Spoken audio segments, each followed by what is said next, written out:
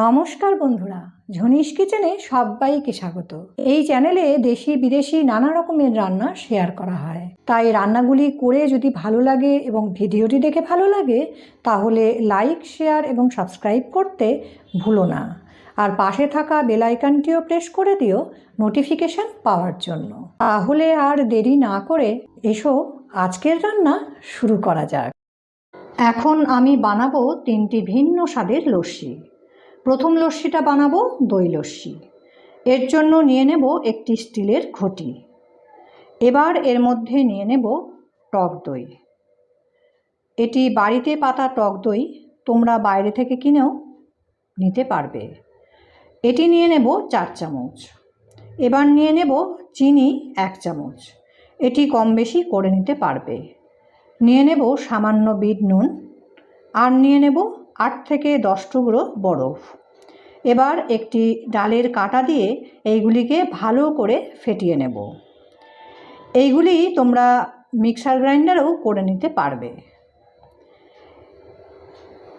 এর মধ্যে কোনো রকম কিন্তু জল মেশানো হবে না।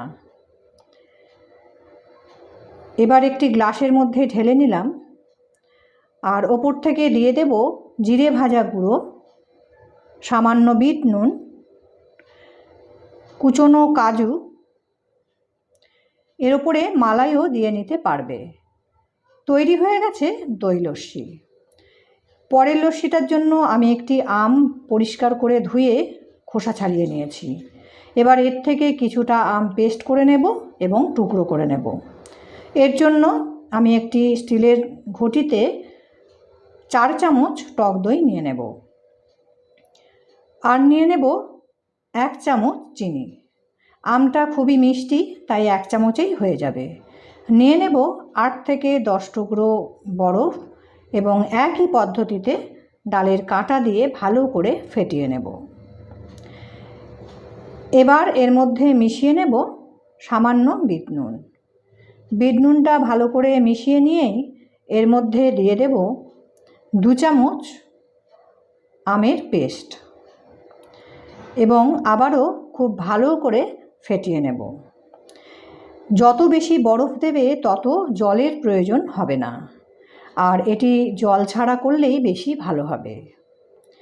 একটি গ্লাসের মধ্যে ঢেলে নেব, আর ওপর থেকে দিয়ে দেব সামান্য বিট নুন, আর দিয়ে দেব ছোট ছোট করে টুকরো করা আম।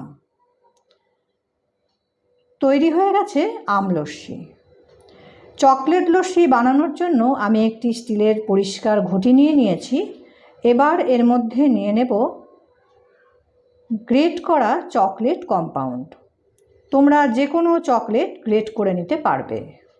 নিয়ে নেব 4 চামচ টক দই, আর নিয়ে নেব 1 চামচ চিনি। এবার এইগুলিকে খুব ভালো করে আগে মিশিয়ে নেব। এক্ষুনি বরফ দেব না, তাহলে চকলেটটা মিশতে অসুবিধে হবে।